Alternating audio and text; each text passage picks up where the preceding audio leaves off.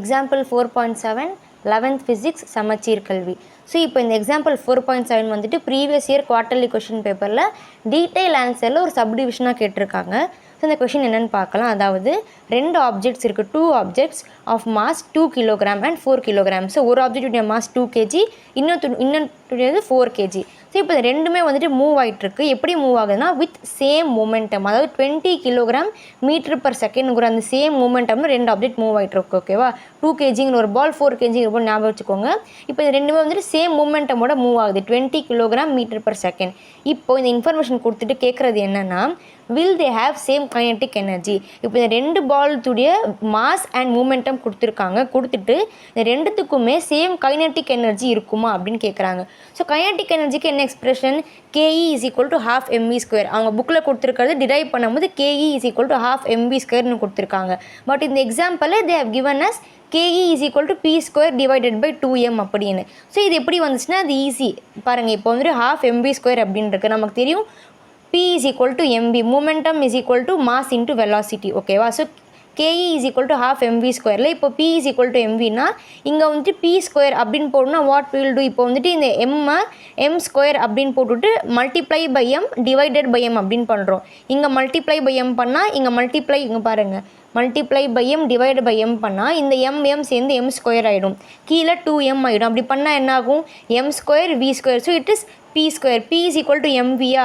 So இங்கே ஒரு m², இங்கே ஒரு v² போட்டால் அது p² ஆகிடும். இருந்தாலும் தான் p² டிவைட் பை 2m அப்படின்னு அவங்க கொடுத்துருக்காங்க. இதை நீங்கள் நார்மலாகவே இப்படி வச்சு போடலாம், பட் புக்கில் வந்துட்டு p² டிவைட் பை 2m கொடுத்துருக்காங்க. இது இப்படி சப்ஸ்டியூட் பண்ணால் கூட you will get the same answer. ஓகேவா, ஸோ இப்போ என்ன, kinetic energy is equal to p² divide by 2m. P is the momentum, m is the mass. So இப்போ என்ன, for the first mass 2 kg வந்துட்டு kinetic energy first object அப்படின்னு வச்சுக்கலாம். So KE1 is equal to 20². P என்னது, momentum என்னது 20ன்னு கொடுத்துருக்காங்க. So 20² divided by 2 into 2. 2 என்னது, ஃபஸ்ட்டு 2 வந்துட்டு ஃபார்முலாவில் இருக்கிற 2 மல்டிப்ளைட் பை மாஸ் என்னது 2 கிலோகிராம்ஸ் ஆப்ஜெக்ட் 1க்கு. So 2 into 2. So 20² is equal to 400. 2 2s are 4, 400 by 4 100 joules. Kinetic எனர்ஜிங்கிறதுனால this is joules, unit is joule. So 100 joule வந்துட்டு கைனட்டிக் எனர்ஜி ஆப்ஜெக்ட் 1 அப்படின்னு இருக்குது.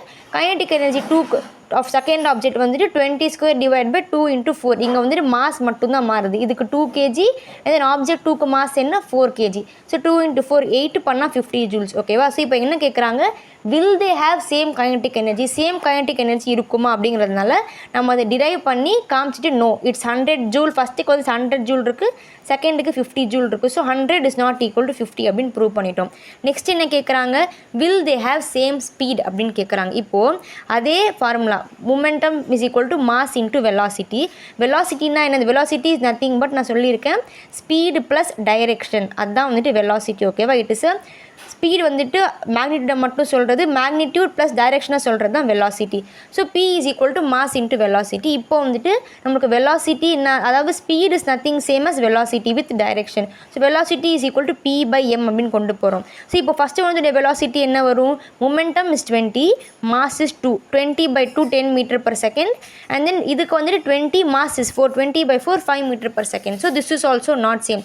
இங்கே V1 is not is equal to V2. ஓகேவா, so the kinetic energy is also not same and the speed is also not same. So இதுதான் வந்துட்டு இந்த example 4.7 நம்ம answer கண்டுபிடிச்சாச்சு.